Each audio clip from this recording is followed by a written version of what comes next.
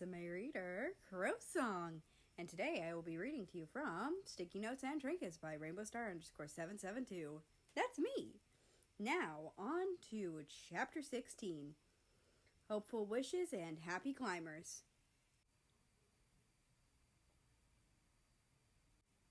America sighed to himself, considering how to respond to the note. He then opted to write a quick response, hoping whoever it was wouldn't be too concerned.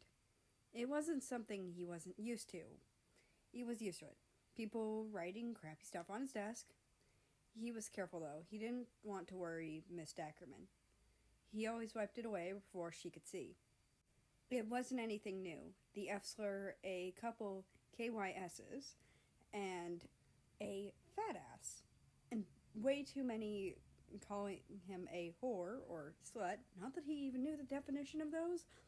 Anytime he asked what it meant, he just got told, "Look at your brother.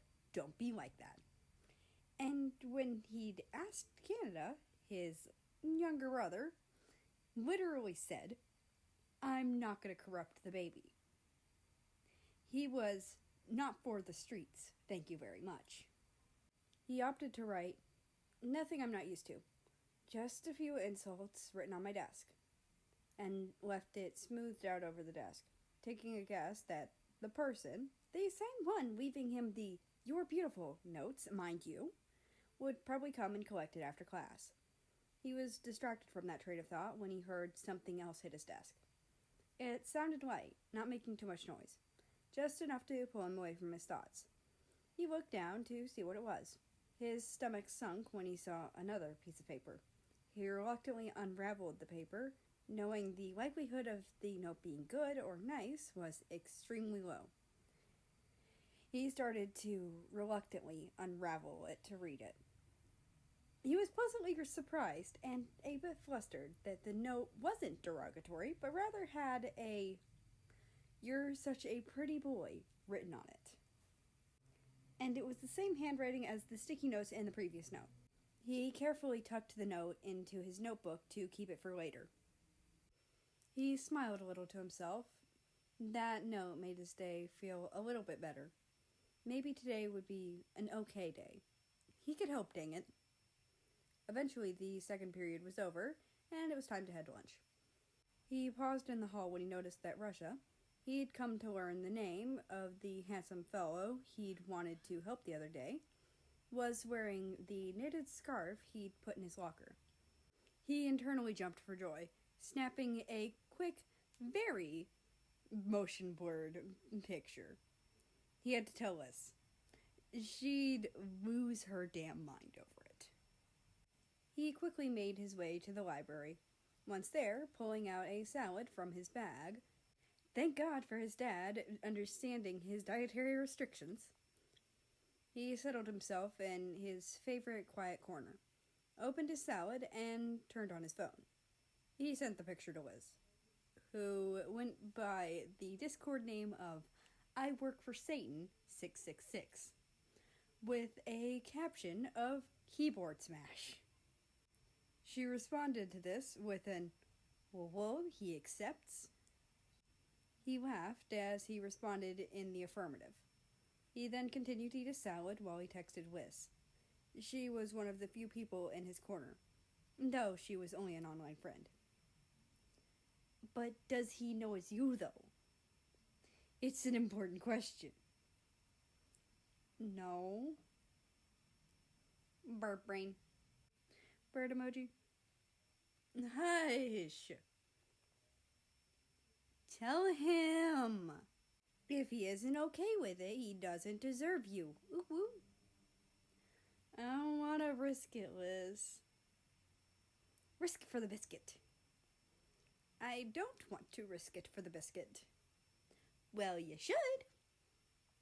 He'll probably catch you. He relies on school transport. No, he won't. I'll just stop putting the gifts in his locker before school. Sad face. Tell him. No. Sad face. He laughed a little, glad he'd brought another gift for Russia with him today. It'd make it easier not to get caught. Even if Liz thought he should tell Russia, he disagreed with her, and he thought it was genuinely a horrible idea. He smiled a little to himself as he continued eating, wondering what if Liz was right? What if Russia was okay with it? He shook his head to clear his mind and looked at his phone, only to see that it was nearing the time for him to head to class. He texted Liz a quick goodbye before getting up and taking his trash to throw away. He then started towards the gym and locker rooms. Once he was at the locker room, he grabbed his clothes from his locker and went into one of the stalls to change. He didn't like the idea of someone coming in and almost catching him changing again. He took off the chest sleeve and threw on a gym shirt, repeating the process with his shorts. Once he was done, he took his clothes and folded them, putting them in his locker. While he was changing, he'd heard someone coming into the locker room. He'd definitely been right to change in the stall. As he walked out of the locker room, he quickly glanced around, wondering who had come in. He mildly panicked when he saw that 2 people were in the locker room, Cuba and Russia. He quickly left, making sure not to look at either of them for too long. He left the locker room, stopping by the water fountain to have some water before class started. He found himself being the first person in the gymnasium, which wasn't too surprising. He let his mind wander until class started. Upon hearing the footsteps of Coach Falk, America looked up, only to see that some of the other people were there. He shrugged a little. The consequences for them weren't his, so it didn't really matter much to him. Soon enough, class started. They were doing rope climbing, something he was actually really good at. He actually found himself enjoying the class and not paying attention to anything anyone else was saying. He actually fully enjoyed it when he reached the top of the rope. Being so high up, it made his inner bird very happy. Soon enough, class came to an end.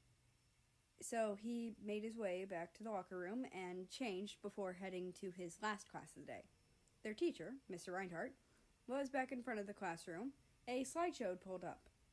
He looked excited to teach, as always. America took his seat and waited for the bell, humming a little to himself while he did, glancing over to the window. Before he knew it, the bell rang and Mr. Reinhardt looked around the room to see if everyone was there. He also made sure to call roll before the lecture was to start. Now, let's get into moles. He paused after saying this, looking a little bashful for a second. Well, we're talking about titration today, so still technically moles.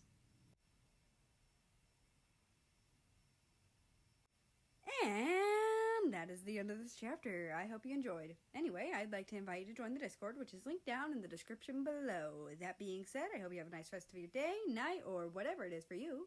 Just enjoy your time, and I will see you tomorrow.